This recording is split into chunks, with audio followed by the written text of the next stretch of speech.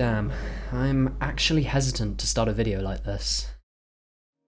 By making certain statements on the internet, you can dig yourself a hole to say the least, but I may actually bury myself with just one sentence before I can even get started on this platform. There is a lot that I want to talk about on this channel. A lot of stuff is hopefully going to be covered, but if by some unfortunate circumstance this becomes my one shot to talk about just one thing, then there's really nowhere else I can start. Please believe me when I say I tried to find a different beginning. There are true greats I feel I must someday tackle, gems from my past that still won't let go of my life, and points in certain conversations where I'd be primed to jump in, but none of it would really be right. There isn't a video I could write where there wouldn't be this one show in the back of my mind, worming its way onto the page. It's kind of difficult to stop it when it's your favourite thing you've ever consumed. Well, the cat is out of the bag, I guess. Here we go then. Neon Genesis Evangelion is my favourite piece of fiction, and I need to talk about it. You read the title, but to hear that has, I'm sure, set off some alarm bells. I very much understand if you click away or immediately jump into those comments to tell me why I'm wrong. This guy is definitely in over his head, and I need to tell him why. Is an impulse that I understand, but between you and me, it is not going to make a difference. Of all the metric shit ton of media I've consumed, there's maybe 3 other things that come close on a good day to eclipsing what Evangelion means to me, and I'm certain that for anyone watching this, there's at least your own something that you feel the same way about. There is a video like this in each of us, so I hope you understand why I had to make it. I can't make anything else until I get this one out of my system first. Strapping my objectivity hat back onto my head, the one I've literally been taught to wear whenever I can, it's not too difficult for me to sum up Evangelion as just a middling mecha show stuck under the boot of a director who didn't know what he was doing but was still desperate to get over the finishing line anyway. The faults of this series are not lost on me, and I have questioned more than a few times if I've just gotten swept up in it all. But screw it if I have. It's time to throw that hat in the fire and just cut loose. Shinji and Asuka in bed together, Gendo giving fully into oblivion, or any time Rei gets reset. I just can't not let it in. Evangelion, for better or worse, is where my heart wins over my head. I'm aware that my experience is not everyone else's, but for this video, hyperbole is part of the blueprint. The DNA of this video is personal. We're not going to be straying into full-blown why I love territory, but to be honest, we're going to be sailing pretty damn close. Neon Genesis Evangelion is the anime where saying it has a profound effect on you is not exactly rare. The show where I can say it's a package deal with me. The story that I think you owe it to yourself to try. Find one thing in Evangelion and it will stick with you. It will do something for you that nothing ever will again. It is a series like nothing else.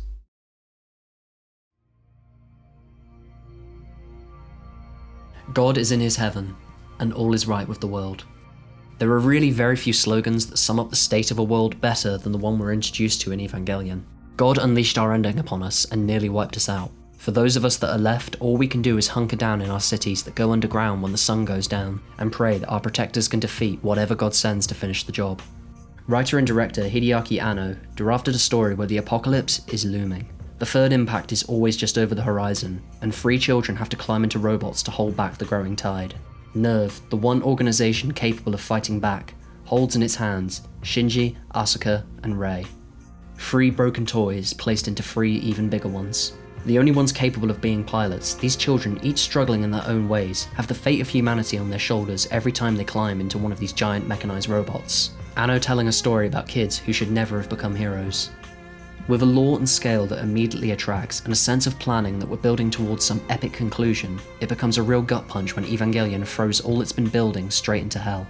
Evangelion's ending is a powder keg even to this day that defines opinions on the experience. Real-world circumstances prevented the ending that would have satisfied, and instead, Anno concluded his opus with an exploration of the darkness and frustration that was consuming him. It concluded with a convoluted, surreal message of hope for the future, a message that told us we were not alone. However, the purposely erratic presentation of this message and the roughness of the animation it was shown in meant it went entirely unnoticed, and to many, this killed the series.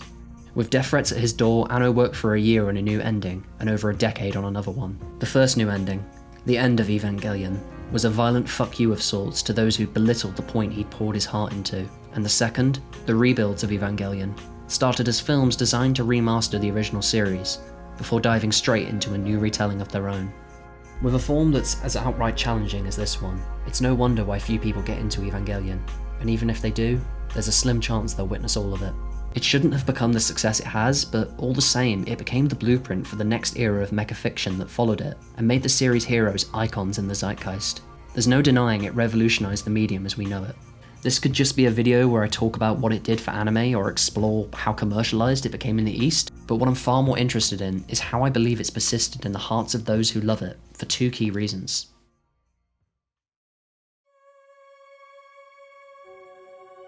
There are certain anime that carry the reputation of being difficult. Anime where you have to contend with a massive timeline just to access it, anime where the ending will be so far in the distance that we may never someday see it, an anime that has gatekeepers who are so harsh, the slightest criticism is met with an essay that judges your understanding. It's a medium where just trying to get into the classics can unfortunately come with homework. It can keep newcomers at arm's length, almost inadvertently by design. Evangelion itself adds greatly to this reputation, not just through its multiple different endings that are seemingly non-canon and canon at the same time, but through effectively existing as an unfinished puzzle. I've seen a lot of anime and television in general, but for me there's never been one singular show so purpose-built for you to bring your own baggage to its doorstep. In short, if you want to understand what you're seeing, what you're feeling may be your only answer. Series such as BoJack or Succession, as brilliant as they are, have had moments where they, through no fault of their own, have told me very explicitly what I should be thinking and how I should be feeling. And that was never something I felt when watching Evangelion. There are things here that I will never understand, and I have no idea how I should feel about it, and I bloody love it. Television can build events and push a determined response, and there can be television that doesn't do that. Evangelion isn't revolutionary in this regard, but it creates an environment so specifically tailored for your own vibes to become the building blocks of how you understood it, that it starts to become likened to a Rorschach. There is going to be no one universal understanding of or reception to a viewing of Evangelion. There can be popular opinions and supported theories on what we all saw, but unless of your Hideaki Anno himself, the puzzle he's deliberately left unfinished only becomes a full picture when we fill in the gaps with our own personal pieces. What my definition of instrumentality is will not be the same as yours. What I think Asuka and Rei represent as characters is probably wrong. We may come to an agreement or two, but I don't think any of us will ever find a definition as satisfying as our own. When it comes to Evangelion, if we understood it wasn't important, if we could see the full picture wasn't important, what we felt watching it was what mattered the most. I have no idea what the Lance of Longinus is, I only know how much it hurt to see it go straight through Asuka's skull. The closest similarity I can find to it was weirdly with Tenet, a film that we determined was a puzzle box we needed to solve immediately, but that would only really satisfy if what you felt was what you valued, rather than the exact answers we were lacking. Every story can ask you to fill in the gaps yourself a little bit, but nothing makes it a requirement, quite like Evangelion does. What's refreshing as well is that Rorschach doesn't have to be permanent either. People can take pieces of Eva and pour hours of themselves into it just to make the puzzle gaps go away. The use of the cross imagery throughout the series had people convinced that religion had to be the answer, that it was all some big metaphor for God and love and hate and all the nope. Anno said he just put the crosses in because he thought it looked cool. Notice, he never says that matters though. What you came away with was what you came away with, and Anno doesn't seem to care all that much either. Anno made a show where, at the end of it, he was filling in what was left with how he was feeling at the time. No one can tell you you're wrong for trying to do the same with your own baggage. Evangelion is challenging, even by anime standards, but it's special too. Not understanding it and having to put your heart over your head might be its greatest strength. If you hated it, were confused by it, that's fine. It was just there if you needed it. If you thought it was just a show about big robots, or thought it was a show about depression, or being a dumb teenager, it really doesn't matter. Evangelion only becomes any of those things when you need it to. I can't write the most apt explanation for why we come back to Eva so consistently, but I do think it's because it leaves us searching. We continue to look back at what we found in that puzzle, or because we're still looking for the right pieces.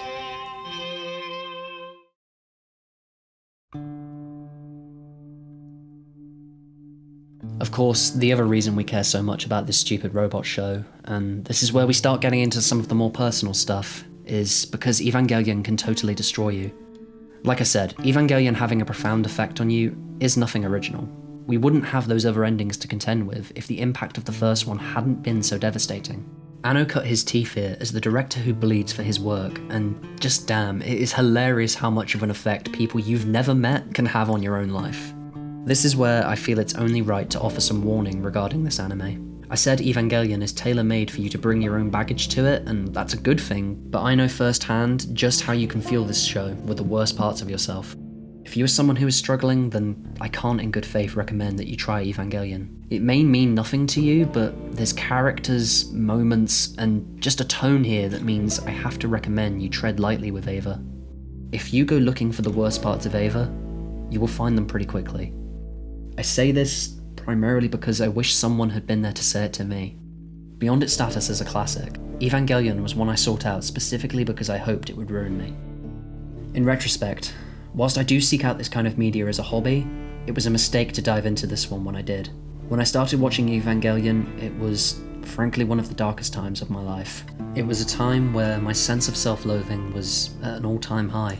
I couldn't look in the mirror properly, every day I felt like a failure, and no amount of exercise was going to give me what I wanted. I don't think I'll ever go into full details about what happened in that time, but this anime became a part of the problem. The raw pain I could feel on the screen and coming from the man behind it was at times too much to bear, but I couldn't help but let it latch onto me. These broken people who were never going to be fixed were not good for me, but I wouldn't trade them for anything. There were words and scenes in this show that were saying exactly what I felt I couldn't at the time. I needed so desperately for someone to know how I felt, and as pathetic as it sounds, Evangelion understood me in that time better than anyone else ever could have. I can't describe it exactly, but what I thought was wrong with me was what I was seeing unfold in these characters' lives. In reality, I was feeling maybe a fraction of what they were suffering with, but to me it felt like night and day. In my mind, there was no difference. Sat alone in my apartment, days before university was going to start again, I could just watch Evangelion and have what I needed to say silently validated by this show, and that was enough for me. I didn't need to be heard, it was just enough to know that in some capacity someone was or had been feeling the same thing. I like to think to myself that today I'm better than I was, that I'm out of the woods, but the look in the mirror I got out of Eva was something I will never forget. Media has helped tell me who I am in the past, but I never felt like something knew me until I saw Evangelion. I'm not the first to carry a story like this. Evangelion is charged with an emotional catharsis that, if you're not careful, will subject you to more self-reflection than maybe you're ready for. People find something in Evangelion, something about themselves or someone they'll never know. We think about it for too long and we just go a little quiet. There's an emotional resonance we just haven't let go of yet. Without having seen it, it's very easy to scoff at everything I just said. My experience is not yours, and the darkness that has been brought out of anyone watching this show isn't something I can convince you was as powerful as we think it was. But maybe by talking about what some of these characters go through, you might just get a small piece of it. There is stuff that happens in Evangelion that has to make you feel something. There might be no cast that suffers more than this one.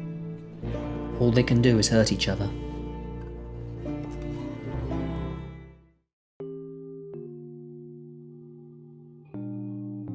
First you've got Maya, Shigeru, and Makoto. The trio basically announcing the exact specifications for the end of the world every other week. Stuck right in the middle of every disaster, no matter how insane the plans the commander comes up with, they hold it together. Appearing on your screen far more than you actually realise, whenever the end does come for them, they turn out to be more human than you've ever bothered to notice. Fuyutsuki, the hand of the king to Gendo, he's basically inches away from being the villain himself. He could be enough to lead the fight against the apocalypse, but he's content just being the accomplice. If the world dies, then he's content to let it all happen. If all goes to plan, then he gets to see Yui again. He just has to sit back and watch. Ritsuko. God, am I glad she got some justice in the end. Never really let out of her mother's shadow unless if it's just to be toyed with, she's a far cry from the woman nobody can stop talking about, and she knows it. Damn it though, she heard enough and she shot that fucker down. She was never going to leave the same impact as her mother until she finally did. Mari. Convenience wrapped up in a nice little flight suit. She's infinitely cool, positivity embodied, and never really fails. I'd be complaining if it wasn't just so nice to have her around.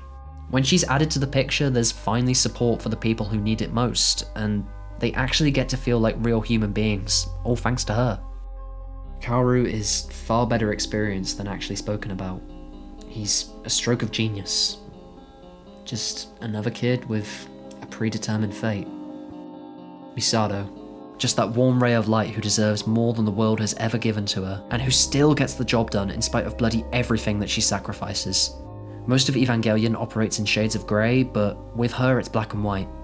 Don't be afraid to be vulnerable. You may never get another chance. Gendo, the archetype. Bastard 101. A fundamental failure. There's only one mission that matters: get back to Yui. And the simplest way to do it is staring him in the face. I do want to hate him, but seeing him each time dive further and further into oblivion, I pity him, because he thinks he deserves it. Asuka, the literal poster child of Evangelion. I think she's stuck with us because even she doesn't want that happy ending we think she deserves. One of the 3 most important people on the planet, she wants that fact printed on her tombstone. She could take the steps towards her own happiness, but that abusive obsession with being the best will always get in the way. It was never her fault, but it has defined her, and she spends the series struggling with slowly accepting Shinji, hating herself for it all the while. She should be better than this, but she knows she can't be. Then we get to Shinji and Rei. My god, Shinji and Rei. It's gonna sound pretty ridiculous, but these two are Evangelion. They are 2 dumb kids falling on top of each other, 2 dumb kids causing the third impact to save one another.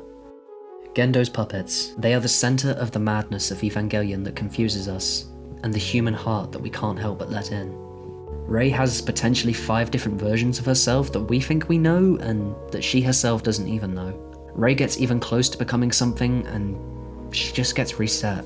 The nature of what Rei isn't really important, but her never getting to become anything more than her orders is devastating. The Rei that we and Shinji love, the one who Shinji fights for, the one who finds a life in that village, that Rei is gone with just a small pop. She is tragically literal glass. Rei is only real when she becomes that abominable god floating above the earth. You've only got to listen to Shinji's scream to understand why he's become the popular symbol in media that he has. Shinji's struggle makes the series what it is. He, for a time, wins the approval of those he wants to connect to, but inevitably he always just makes things worse. Shinji is rejected, he has everything on his shoulders, he's blamed for what he doesn't know he did wrong, and he loses people in the worst ways possible, but I think what's truly special is what he does with it. Every ending of Eva sees Shinji give in to his worst side. The side that is too scared to let people in.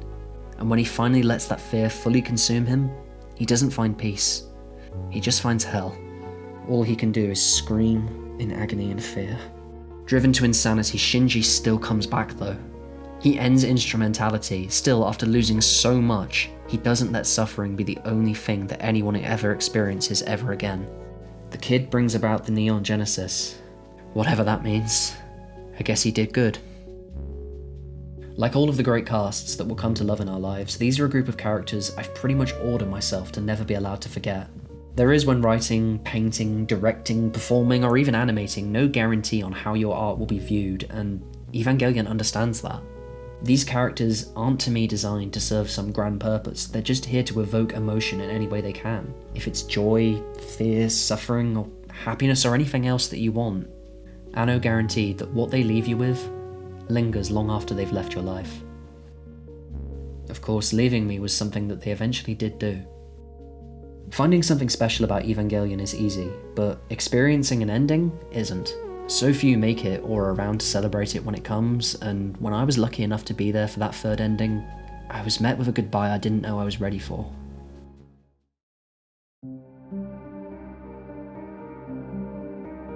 One of the strangest and equally most powerful things that media can do to its audience to affect our lives is ultimately to leave it.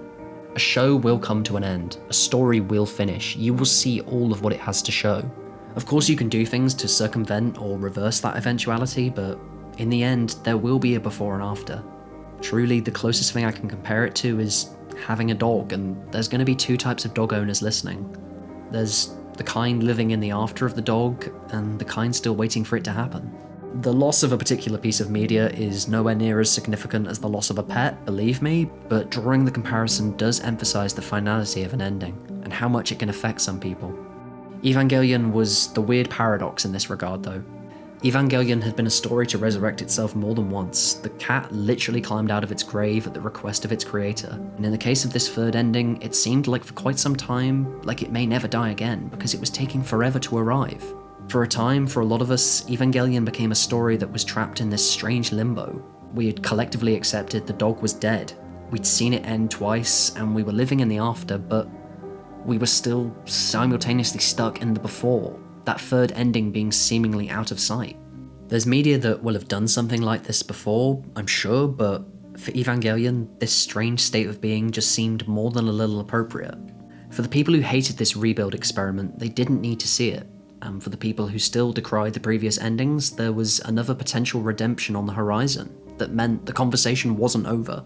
I was in the camp of just being along for the ride. I'd had my ending, I was satisfied, but at the same time, you bet your ass I was excited to see where this train was going. It was far too much of a legend in the making for me to even consider ignoring. And so, having loved where the rebuild films had tried to take things, I sat for that final experiment, and damn it, it became the piece of Evangelion I cherished the most. Okay, so for some context, here's a quick lowdown on what happens in Neon Genesis Evangelion Rebuild 3.0 plus 1.0 Thrice Upon a Time. Trust me, the title is the least confusing part of this mess. 14 years after inadvertently causing the third impact in an attempt to save Rei, Shinji is feared as a potentially malevolent god by his former teammates. Joining with his father to try and rectify the destruction his actions have wrought, with some encouragement from Kaoru, he attempts to bring about the fourth impact. Hijinks and Asuka unfortunately ensue. Kaoru goes out in the worst way possible, and Shinji realises that he cannot trust his father. Thoroughly broken, Vela drags him back into the fight, only stepping back into the Eva one final time to understand his father and save the few people left who deserve to live. Ending instrumentality and stopping his father, Shinji triggers a Neon Genesis, and for all intents and purposes, resets the world. We being left to believe that the cast that we've seen up until now are finally free to run into the sunset and live normal lives. At the time, I was editing my grad film, and I decided to take a day off. I got myself a projector, sat alone in my apartment with some wine, and just let myself soak in the final 2 hours and 35 minutes of Evangelion. After it was done, I went for a long walk, came home, had some dinner, tried to edit, and failed, and went to bed. I didn't sleep a wink though. The morning came, and the impact of what Anno had done was simply too much for me to process all at once. I was caught somewhere in between the awe of what he'd finally managed to pull off and what it meant for my relationship with the series. I simply couldn't comprehend the weight of the first truly positive piece of Evangelion. They running off into the real world, running off into normal lives, was the real clencher for me. A new conclusion had been set for these characters. People who suffered so much were just some dumb regular adults now, and I couldn't see or recognise an inch of what I went through with them anymore. Anno triggering this fundamental shift in these final moments radically transformed my relationship with Evangelion for the better.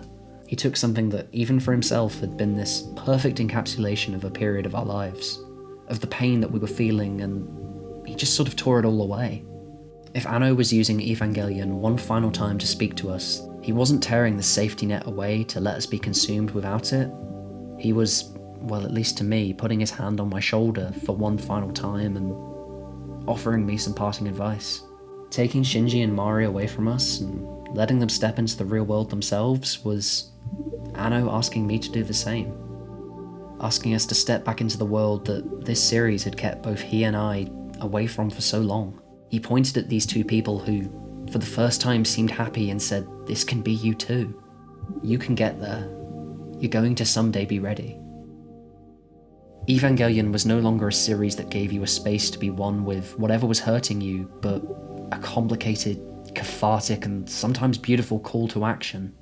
I wanted to be angry that this change had been sort of forced on me. This wasn't on my terms, but the sheer relief I felt for these characters and the shock of my new reality sort of leveled everything else I could feel.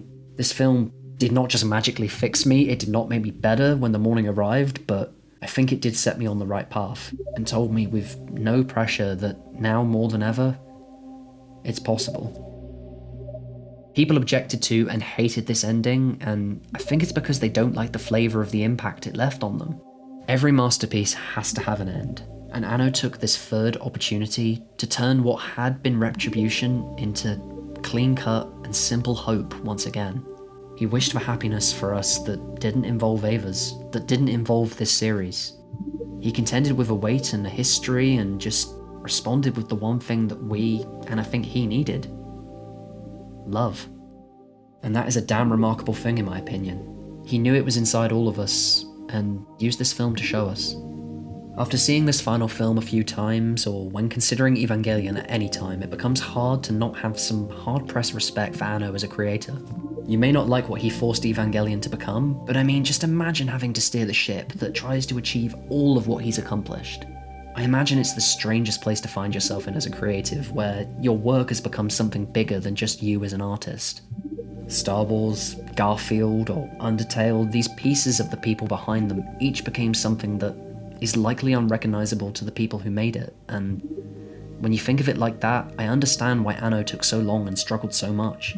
There's a choice to walk away from this beast that is no longer yours. Your legacy is guaranteed either way, and I respect someone choosing to not contend with trying to change a narrative they no longer control. But at the same time, I aspire to be that legendary breed of artist who chooses to ride with the content and make their art theirs again. Watching Thrice Upon a Time, I massively appreciate how honest and upfront Anno is with his audience, admitting on the screen and behind it that he doesn't know what to do. The man who made Evangelion and the man in charge of it today are not the same person anymore, and he's now stuck knowing the train needs to leave the station, but not knowing how to lay down the track for it. We've seen directors crushed by the same impossible challenge, handed reins they can't handle, either sinking their stories or doing so little with it that they may as well have not tried anything. And Anno isn't exactly an outlier in this trend. Watching Thrice Upon a Time, there's a very clear and distinct moment where the narrative the rebuilds have gotten us invested in is just thrown out, and we're plunged straight into Anno's student film for what's left of the runtime. What Anno chooses to wrap up this film with doesn't really work well on paper, but it's far more interesting than any alternative we could have imagined or seen. There's something really brave about him being able to admit that he can't relate to Shinji anymore, to having to resort to asking anyone he can where they think this was all going, to rejecting collective expectations, accepting defeat, and admitting, I don't know what to do, so I'm just going to try and tell you what this whole thing meant to me instead. The results of this choice haven't had enough time to collectively gestate, and are likely to be debated as another piece of the legendary puzzle that Evangelion is for years to come. Regardless of your thoughts on this ending, or of my clear love for its powerful final message, I can't help but think back to an adage from the old master himself. Miyazaki, one of Anno's former teachers, said of his own son's film, Tales from Earthsea, a film that he wasn't a fan of, that, at the very least, it was honestly made, so it had to be good. With this final challenge, Anno took his time but didn't buckle.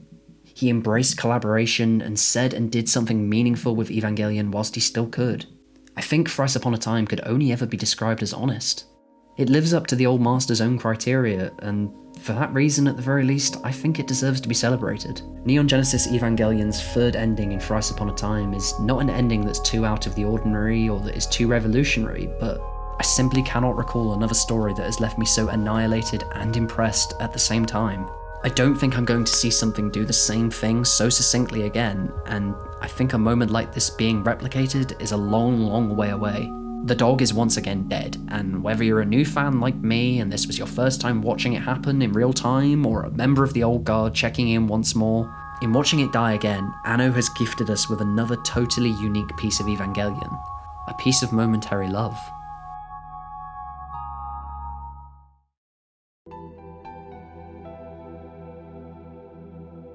Ideally, I'd wrap things up there, and believe me, I'm not far off it, but before I do, I think the man himself, Anno, warrants some discussion. The man was Evangelion. There's no video I could make where I don't talk about him. I don't think he's my favourite director. He may well could be on the right day of the week, but he's in an exclusive club of creatives where, no matter what they make, I will be there as soon as I possibly can to see it. He's developed a reputation in the industry that I'm sure he's got his own thoughts on, and he's cultivated a body of work that's so distinctly him that he's become perhaps the greatest example from this medium to plug when you want to discuss auteur theory. That's a discussion that we're not going to get into today, but I do believe he's justified the attention and acclaim. There's a unique quality to perhaps every element of his creative practice. His portfolio is incredibly intimidating to consider tackling, and that's not just on the basis that works such as the Rebuild series toy with being alternative but canon at the same time, but more because Anno has never chosen to do anything in the immediately obvious way. kaiju or mecha or a simple drama, there's always an approach or an angle that's been taken that's as mad once realised as it was when it was pitched. You hire Anno and you sign on to something no one else can deliver, to an experiment always designed to say or try something meaningful. As it goes, he's been almost creatively charged to leave a mark on whatever he touches, be it a series, a character, or a genre. For better or worse, once he's done, he forces change to follow. Miyazaki's praise for the emotional torment caused by his work also guarantees that despite his best efforts, he deserves to be taken seriously. Much of what we feel in his best works is so real because it's so distinctly him.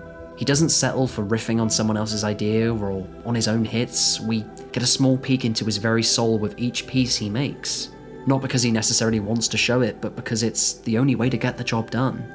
And none of it's done without purpose either. He knows the pain he can inflict on his audience, as well as himself with his work, but he puts himself into it for us to grow from it, and for him to let it go. There's an argument to be made that a lot of his highlights are just trauma dumping, and an even further argument to be had on how healthy a process like that ultimately is. But at the same time, I feel I'm yet to see him make art from a depressive place, and not use it as a viewpoint, as a tool for expression, as something to better himself or anyone feeling what he is. To me, it's never been an excuse just to revel in the sadness of it all. He's a truly authentic filmmaker, and I'm yet to see more profound expressions of what he's explored because of it. In spite of that maybe being his most impressive quality, I think he'll also be remembered for being the director where rolling over and accepting his bullshit is kind of a package deal. No director has cultivated enough of a reputation where we think, just let him get on with it. I imagine he's a bit of a fucking nightmare to work with. The mythos of him as a creator and the magnetism of his work is an immediate pull, but after that you are just stuck under the thumb of a man who can't communicate the simplest thing he needs to achieve to anyone he's working with. Everything is on brand with the guy though, and you can't exactly fault someone trying so hard to do the best that he can.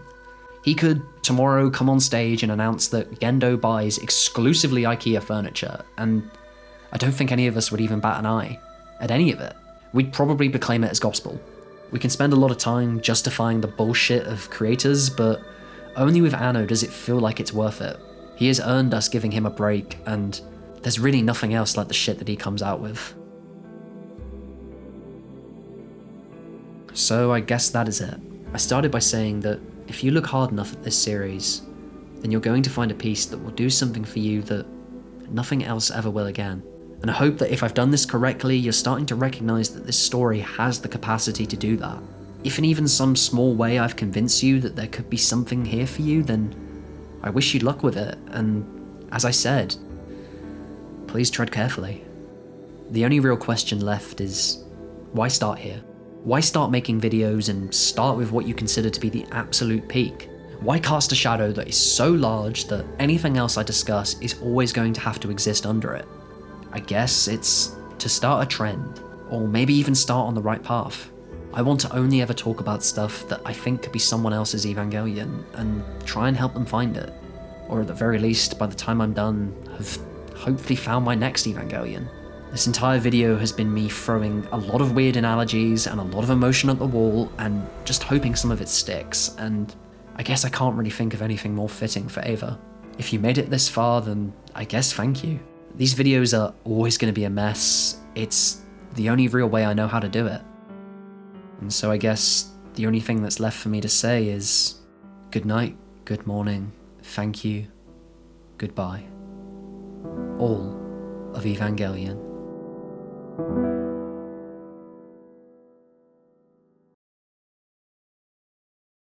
People, thank you so much for watching this. I poured my heart and soul into this one, and I desperately hope that I did it right. So thank you for just giving me the time of day. There will be more, and it is coming soon, I promise. If you would like to hear some more of my takes that I've been contractually obligated to ensure they aren't about anime, then you can find me over on the Urgent Rewrite podcast. And if you just want to hear more of my crap, then you can go and follow me on Twitter at Zachary_237. Guys, thank you and take care of yourselves.